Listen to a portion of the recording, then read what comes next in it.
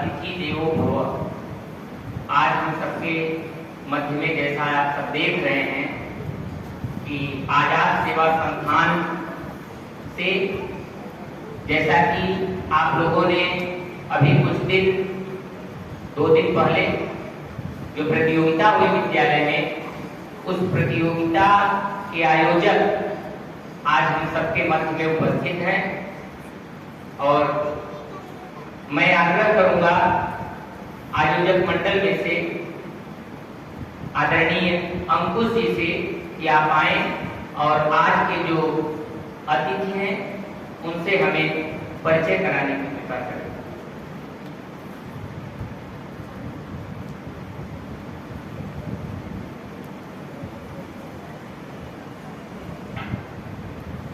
ज्ञान की आराध्य मां साथे, जैसा कि अभी आचार्य ने आपको बताया कि आजाद सेवा संस्था द्वारा प्रतियोगिता आप लोगों के बीच कराई गई थी, जिसका विषय था save earth and save tree.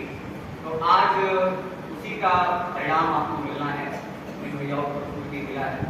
तो ऐसे आज के इस कार्यक्रम के हमारे मुख्य अतिथि जो बने हैं, परम सौभाग्य का विषय है कि जो हमारे आज के मुख्य अतिथि हैं वो हमारे विद्यालय के पूरा छात्र भी रहे हैं।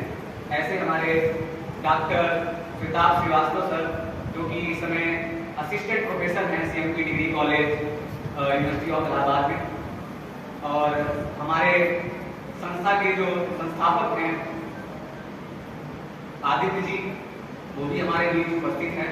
और एक बार एक संपर्क करने पर आप लोग तो अपने प्रधानाचार्य से अवगत ही हैं, तो आज हम सबके बीच में हमारे प्रधानाचार्य भी हैं। तो कार्यक्रम का शुभारंभ करने से पहले मैं प्रधानाचार्य से आग्रह करूंगा कि आज के जो हमारे मुख्य अतिथि हैं उनको सप्रेम भेंट करके उनका सम्मान करें।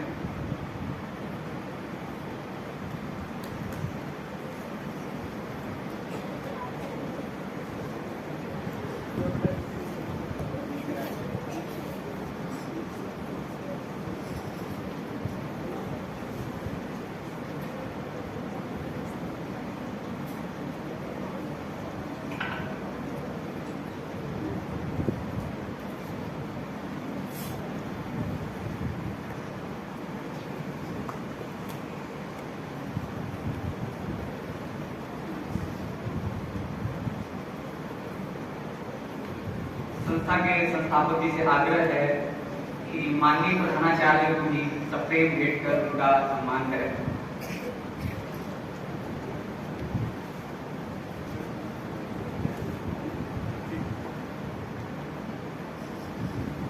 जैसा कि हमारी संस्था का नाम है आजाद सेवा संस्था, ये संस्था हम लोगों ने, जब हम लोग की कक्षा 11 में पढ़ते थे, तो हम सभी मित्रों ने मिलकर बनाई थी।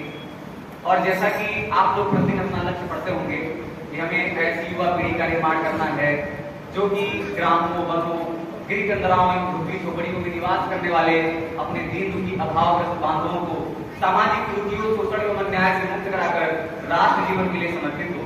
तो यही भाव हम लोग भी ज्वाला देवी में 7 साल हम लोग भी ऐसे ही आप लोग से बैठते थे, और ये प्रतिदिन जो हमारा लक्ष्य था इसको गुनगुनाते थे और बोलते थे। और उसी लक्ष्य का परिणाम था कि हमारे मन में भी ऐसा था कि आगे चल के हमें समाज में भी कार्य करने हैं। और उसी का परिणाम था कि हम और आदित्य जी और हमारे ऐसे कई मित्र थे जो एकादशी को सोच लिया था कि हमें समाज में कुछ करना है, कुछ ऐसे काम करने हैं, ऐसे गलियों में जाना है जो कि शोषित हैं, पिछड़े हैं, जिन्हें शिक्षा नहीं मिल पा रही है, उनमें अपना योगदान देना है।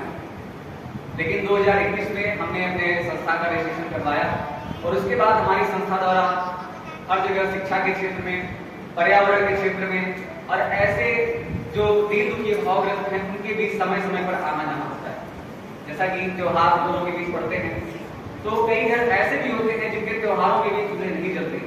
तो हमारा ध्येय ये रहता है कि हम उन घरों तक पहुंचे और उन घरों में भी त्योहारों के दिन एक रोशनी रहे, एक खुशी उत्साह रहे, और उनके बीच पहुंचकर उनका भी उत्साहित करें। और ऐसे हमारे बीच और हमारे विद्या भारती के आचार्य हैं और हमारे विद्या भारती जो भी जुड़े हुए सहभागी हैं, उनके द्वारा हम सबको उनका ध्येय, पाथेय, सारी चीजें मिलती रहती हैं, और उन्हीं की कृपा से आज लोग कुछ कार्य कर पा रहे हैं। जैसा कि आपके इसी बीच में एक कार्यक्रम कराया गया था आर्ट का, कला का। वो कला एक प्रतियोगिता ही नहीं थी, बल्कि उसका एक जो टॉपिक दिया गया था, save earth, save tree and save water. आज उस सब चीजों की महत्ता हमको दिखाई देती है। कला में तो आप करते ही हैं, लेकिन उसको आत्मसात भी करना है। अपने आसपास वृक्ष हो, चाहे जल हो, जल है तो कल है, हम लोग पढ़ते हैं, तो जल को बचाना भी है, स्वच्छता भी बचती है। तो इस प्रतियोगिता में जो भी भैया हमारे प्रतिभाग किए थे, बहुत साधुवाद के बात करें। और प्रथम द्वितीय तृतीय जैसा कि किसी भी प्रतियोगिता को प्रमाणित करने के लिए स्थान दिया जाता है, तो ऐसा नहीं है कि जिन भैयाओं का पुरस्कार नहीं आया है उन्होंने अच्छा नहीं किया था। किसी प्रतियोगिता में प्रतिभाग करना ही बहुत बड़ी बात होती है, और जो भैया प्रतिभाग नहीं कर पाए थे वो अगली बार प्रोत्साहित होकर करेंगे और करना चाहिए, क्योंकि प्रतियोगिता का ही परिणाम है कि आज हम वहां से चलकर यहाँ पे जुड़ पा रहे हैं। प्रतियोगिता का मूल विषय यही होता है कि हमारे बच्चों के अंदर आत्मविश्वास बढ़े और आगे बढ़ने की चेष्टा हो। जैसा कि विद्या भारती में हम लोग भी पूरा छाप रहे हैं और हमारे जो साथी गए वो भी सब पूरा छाप ही रहे हैं, तो विद्या भारती किसी छात्र या विशेष का निर्माण नहीं करता है, बल्कि एक व्यक्तित्व का निर्माण करता है, जो व्यक्तित्व समाज में आगे पंथ की भूमिका में चलकर समाज को अग्रसर करता है। तो ज्यादा समय न लेते हुए मैं पुरस्कार में जो भैया प्रथम द्वितीय आए हैं उनको बुलाना चाहूंगा। तो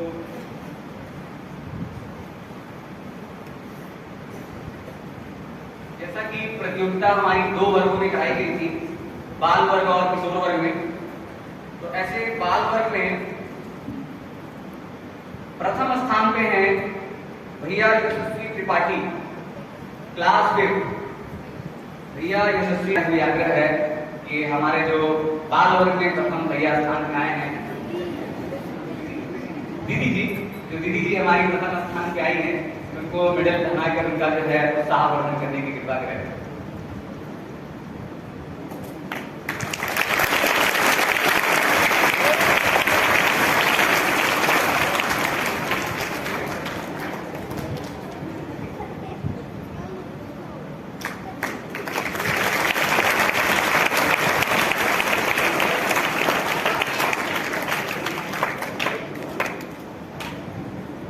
द्वितीय स्थान पर कक्षा 3 के हमारे भैया आदित्य मिश्र जी, जिनका सेकंड पोजीशन आया क्लास 3।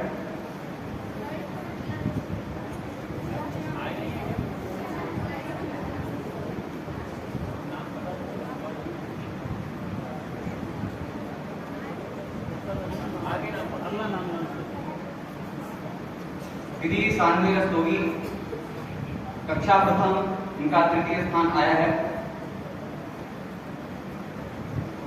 संस्था के संस्थापक आदित्य से निवेदन है कि दीदी को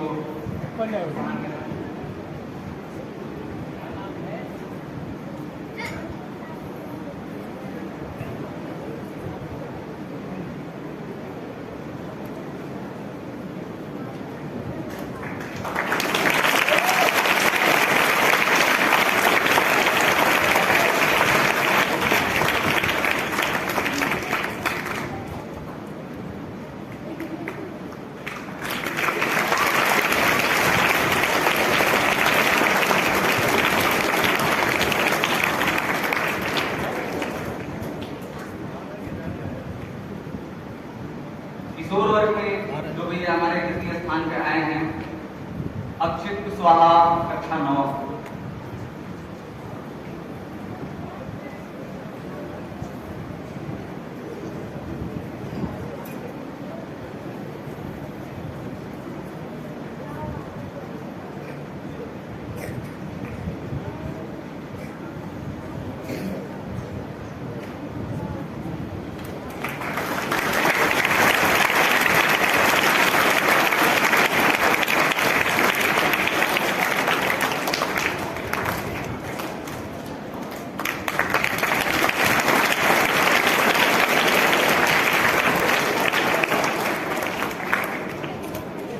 किशोर वर्ग में द्वितीय स्थान पर 2 स्थान हैं।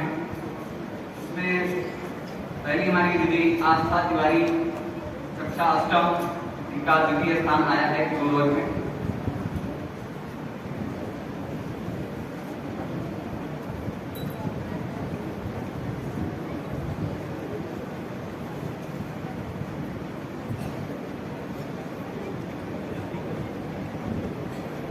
जब भी पुरस्कार दिया जाए प्रिया बहनों को तो आप सैनिक ताल बनाएंगे। सैनिक ताल कुल।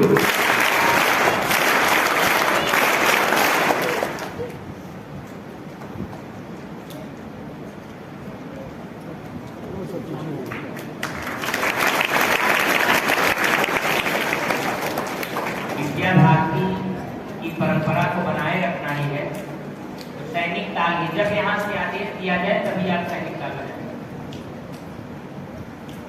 आदित्य भैया हमारे आ चुके हैं, तो इनका द्वितीय स्थान है। बात करते हैं। हाँ थोड़ा ठीक है ठीक है, आगे जाने दीजिए। आपका हाथ आ जाता, आप ये पीछे भैया आदित्य के लिए सैनिक ताल कुल।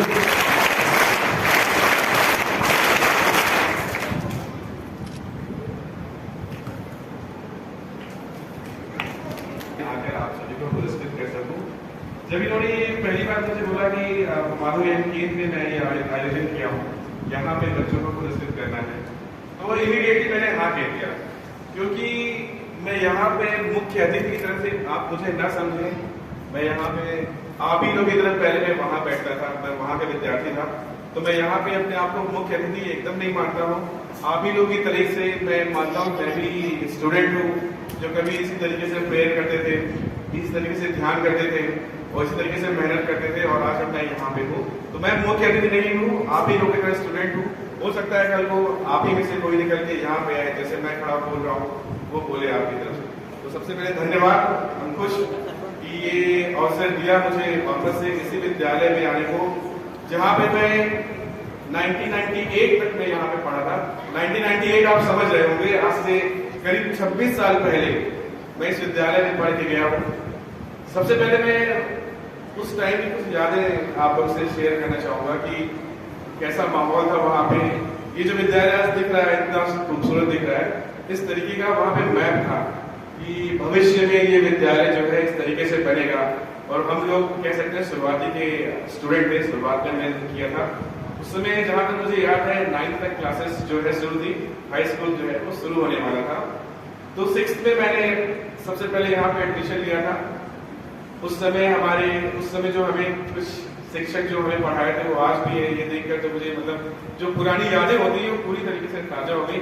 जैसे कि विजय सर जो भी यहाँ शायद, हाँ सर देखिए वहाँ पे है, सर हमें गणित पढ़ाए थे और उसी का कह सकते हैं आप शायद परिणाम हुआ कि आज मैं गणित का ही प्रोफेसर हूँ।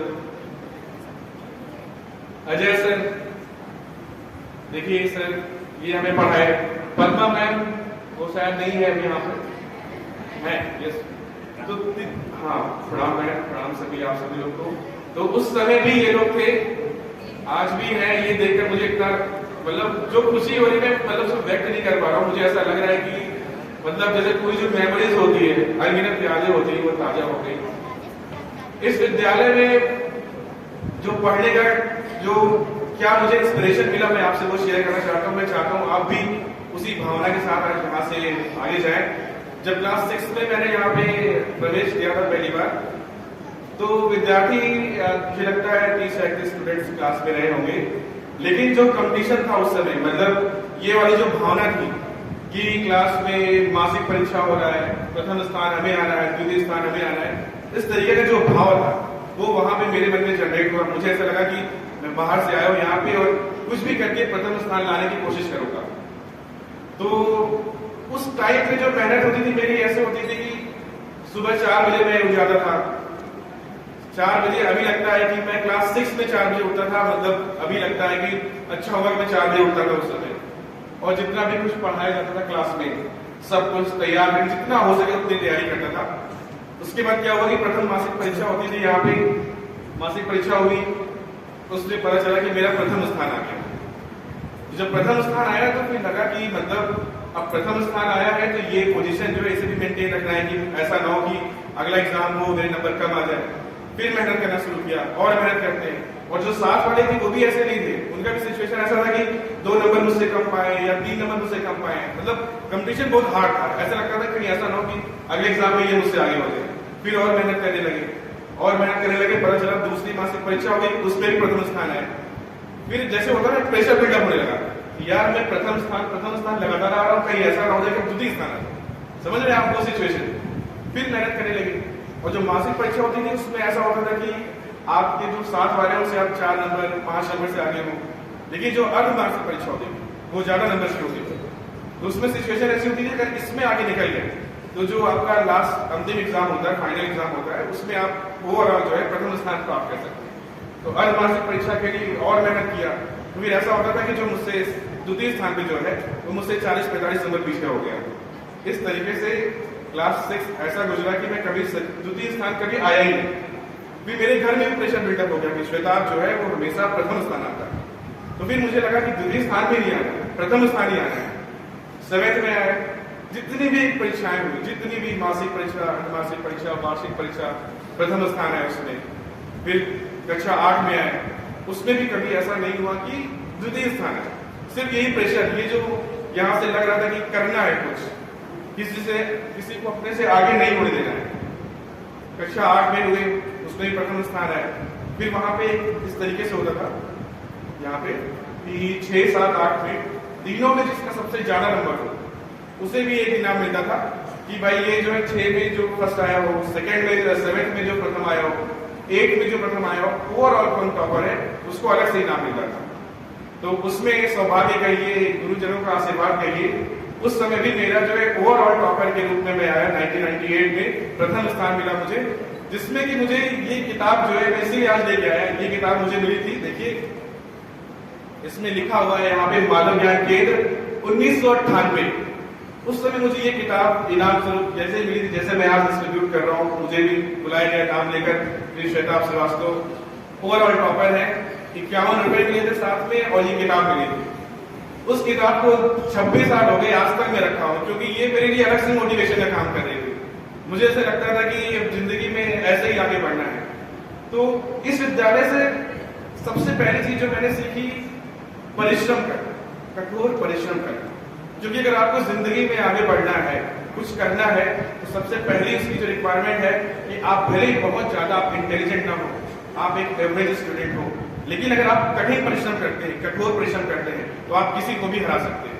वही मैंने सबसे पहले सीखा, और आज भी ऐसे ही हालत है कि आज भी मैं सुबह 4 बजे उठ जाता हूँ, भले ही नौकरी लग गई है, सब कुछ लग गया है, कोई दिक्कत नहीं, लेकिन जो पढ़ने की इच्छा है कि कुछ और सीखूं, कुछ और बातें सीखूं, कुछ और नई चीज सीखूं, आप ही की तरह बच्चों को कुछ नई चीज सिखा सकूं, इसके लिए मैं आज भी पढ़ता रहता हूँ। इसके लिए इस विद्यालय का बहुत बड़ा योगदान है, उसने हमारा जो विकास है इस तरीके से किया।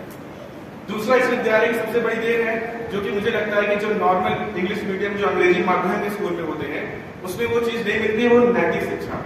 क्योंकि जीवन में आप कितने भी आगे बढ़ जाए, बहुत बड़े आगे बन जाए, लेकिन अगर आप नैतिक मूल्यों को पालन नहीं करते हैं, एक संस्कार जो आपको इस विद्यालय से मिलता है, उसे अगर आप नहीं पालन करते हैं, तो फिर आप इंसान जो है, या नर है, या मनुष्य है, या जानवर है, कुछ नहीं कह सकते। आप देखे होंगे कि बहुत सारे लोग ऊंची पोजीशन पहुंच जाते हैं, लेकिन एक जो नैतिक शिक्षा होती है, उसकी जो आवश्यकता है, वो इस विद्यालय से सीखने को मिलती है। सुबह सुबह आप लोगों ने देखा, आपने प्रेयर किया, वंदना की, उसके बाद आप लोगों ने ध्यान किया, मेडिटेशन। उस समय हम यहाँ पे मेडिटेशन करते थे, सोचते थे कि क्या इसकी इंपॉर्टेंस है, लेकिन मैं आपको बताता हूँ इसकी इंपॉर्टेंस क्या है। जब हम आगे चल के, जब आप लोग तैयारी करेंगे, बड़े बड़े एग्जाम की तैयारी करेंगे, दिमाग जो है आपका थक जाता है पढ़ते पढ़ते। तो जब आप मेडिटेशन करते हैं, तो दिमाग जो है आपका एकाग्र हो जाता है, रिलैक्स हो जाता है, ठीक है। फिर आप में फिर से परिश्रम करने की क्षमता का जो विकास हो जाता है। तो मेडिटेशन ये एक लाइफ टूल है, इसे बस ऐसा नहीं कि बस यहाँ पे किया फिर हम भूल गए, इसे जीवन पर्यंत करना होता है, इससे आपका दिमाग का भी विकास होता है। तो वैसे तो बहुत सी बातें हैं मुझे कहने के लिए, लेकिन मैं आपसे बस ये कहना चाहूंगा कि आप सबसे पहले जो आपके गुरुजन है यहाँ पे, उनको हमेशा याद रखें। जैसे मैं आज भी सारे अपने टीचर्स जिन्होंने मुझे पढ़ाया, सबका नाम मुझे याद है, और वो कैसे पढ़ाते थे, क्या पढ़ाते थे, सब याद है। कुछ भी बनिए आप जीवन में, आप ही में से कोई बड़ा अधिकारी बनेगा, प्रोफेसर बनेगा, बड़ा बिजनेसमैन बनेगा। अपने गुरु का सम्मान करें, गुरु को याद रखें, क्योंकि आप जो भी कुछ है वो आप इन गुरु की वजह से है। क्योंकि मैं भी आज जो यहाँ तक पहुंचा हूँ, शायद अगर मेरा जो बेस, जो मेरा न्यू है, इस विद्यालय में ना पढ़ा होता, शायद वो बहुत ही कमजोर होता। क्योंकि आप जानते हैं, अगर मैं आपसे बोलूं कि एक बिल्डिंग का निर्माण करना है, तो अगर बिल्डिंग की नींव अगर कमजोर है, तो बिल्डिंग का निर्माण कैसा होगा आप समझ सकते हैं। बस ये जो विद्यालय होता है ना, जो प्रारंभिक शिक्षा होती है, ये एक नींव की तरह काम करती है। आप यहाँ क्लास में जो भी कर रहे हैं यही आपका भविष्य बनाएगा। इसलिए आप विद्यालय में जैसा आपके गुरु कहते हैं वैसा करें, उनकी आज्ञा का पालन करें, उनका सम्मान करें, उन्हें हमेशा याद रखें और जितना हो सके उतना कठोर परिश्रम करें, गुरुजनों का नाम रोशन करें, इस विद्यालय का नाम रोशन करें और अपने माता पिता का नाम रोशन करें। इन्हीं सब बातों को कह के मैं धन्यवाद कहना चाहूँगा आपको। बहुत बहुत शुक्रिया, पूरे दिल से शुक्रिया आप सभी। बहुत बहुत धन्यवाद जी का कि इनका पात्र आज हम लोगों को मिला है। और जो आचार्य जी का कहना था कि सर ने भी यहीं से पढ़ा है, तो उनका कहना यही है कि आपको अपना व्यक्तित्व का निर्माण करना है और व्यक्तित्व में अहम भूमिका है नियम की, कठोर परिश्रम की और आचरण की और संस्कार की। तो हमारे बीच जो प्रथम स्थान पे बहन थी पायल सिंह आ रही हैं, तो आग्रह है प्रधानाचार्य जी से कि बहन को मेडल पहना के सम्मानित।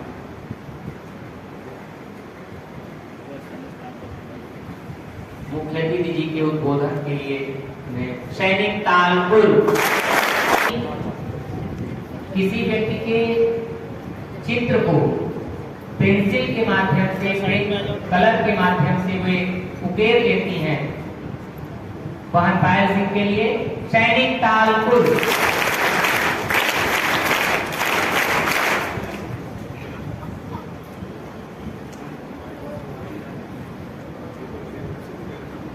पुरस्कार है श्रद्धा जी का, जो कि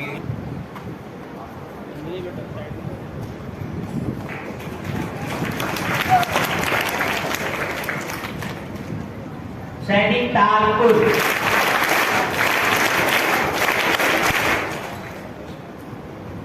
मुख्य जी से आग्रह है कि भी थोड़ा रुके रहें, क्योंकि हमारे जो कार्यक्रम भी सफल हो पा रहा है, इन सबके पीछे हमारे प्रधानाचार्य जी का भी बहुत बहुत धन्यवाद है। और ऐसे हमारे आचार्य दीदी जो हैं और आचार्य जी हैं, उनके सहयोग से ये कार्यक्रम सफल हो पा रहा है, तो उनको उनके सम्मान के लिए भी सेपरेट भेंट है। तो पहले मैं बुलाना चाहूँगा दीदी वंदना सिन्हा जी को, जिनके सपोर्ट की वजह से इतना बड़ा कार्यक्रम हम लोग कर पा रहे हैं, का सानिध्य में मिलता रहता है।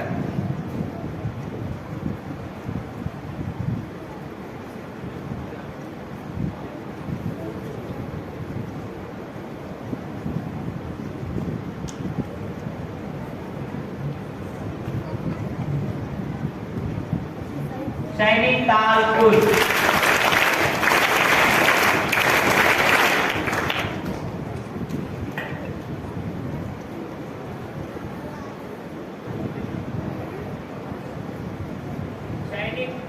सैनिक तालपुर।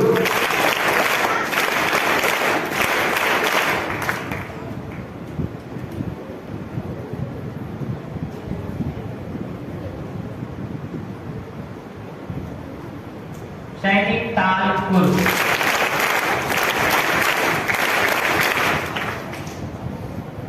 जैसा कि आप विद्यालय में हमेशा से, अब कार्यक्रम को समाप्त करते हुए मैं अपने संस्था के संस्थापक आदित्य जी से निवेदन करूंगा कि आप भी दो शब्द अपनी संस्था के बारे में थोड़ा बताएं बच्चों को। ये पुस्तक है 30 रुपए की, आप क्या करेंगे इसका, लेकिन पुस्तकें पढ़िए, हैबिट बनाइए। पुस्तक अगर पढ़ेंगे तो कुछ ना कुछ उससे आपको जरूर मिलेगा। आपके समझ में खड़ा हूँ, यहाँ एक संस्था चला रहा हूँ, एनजीओ है, समाज में काम कर रहा हूँ, तो कहीं न कहीं कुछ विद्यालय का देन है, तो कहीं उसमें बहुत सारी पुस्तकों का भी देन है। खास तौर पे महापुरुषों की जीवन परिचय, बायोग्राफी। आप खाली समय में बायोग्राफी पढ़िए। मोबाइल है, लगभग 80-90% बात कहो बात मोबाइल हुआ है, 9 to 12 में है ना। मोबाइल सदुपयोग करिए, बायोग्राफी पढ़िए किसी न किसी की। आप भारत के किसी महापुरुष के पढ़िए, विश्व के किसी महापुरुष की पढ़िए, जिस भाषा में, हिंदी में, इंग्लिश में, जिसमें आपको अच्छी लगे उसमें पढ़िए, लेकिन पढ़िए, समय निकाल के पढ़िए, हफ्ते में एक पढ़िए। ये आग्रह है आपसे, ठीक है। ये ना सोचिएगा मैं आदेश दे रहा हूँ, आग्रह कर रहा हूँ। उससे परिवर्तन जीवन में होता है। जीवन में जहां आप कठिनाइयों में फंसेंगे तो चीजें अच्छी गुजरेंगी। और बड़े भैया बहनों से सवाल और करूंगा, इसमें लक्ष्य कितने लोगों को निर्धारित है, मुझे भविष्य में यही करना है? एक बार हाथ बताइए। फिक्स एकदम बदलना नहीं है मुझे। छोटे भैया बहनों की संख्या ज्यादा दिख रही है, बड़े भैया बहन कम कार्य नीचे कर लीजिए। जबकि आवश्यकता सबसे ज्यादा किसको है? जो 9 to 12 क्लास में है ना। देखिए यही समय है आपको एक दिशा में होकर प्रिपरेशन करने, ठीक है। अगर दिशा भ्रमित हुए आप, कोई कहेगा कि आप नीट की बायो लिए नीट कर लीजिए, कोई कहेगा बीएससी कर लीजिए, कोई कहेगा बायोटेक्निक कर लीजिए, मैथ वालों कोई कहेगा IIT कर लीजिए, लेकिन अपनी कैपेबिलिटी को इम्प्रूव करते हुए आप सोचिए मैं क्या कर सकता हूँ, मेरा मन क्या करता है, मेरा इंटरेस्ट कहाँ है और मैं कितना पढ़ सकता हूँ। अपने आप को इम्प्रूव करिए और उसके प्रति